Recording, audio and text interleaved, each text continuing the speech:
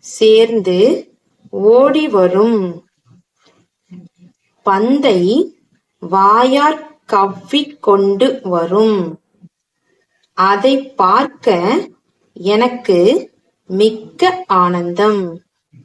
எங்கள் வீட்டில் உள்ளோர் ஜிம்மி மீது மிக்க அன்புள்ளவர்கள். அவர்களைக் கண்டதும் அது வாலைக் குழைத்துத் துள்ளி எழுந்து பாய்ந்து விளையாட்டு காட்டும். நான் ஜிம்மியை விரும்பி வளர்க்கிறேன். அதனை எனது தோழனாக கருதுகிறேன்.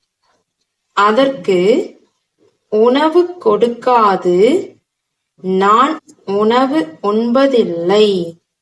ஞாயிற்றுக்கிழமைகளில் நான் ஜிம்மியை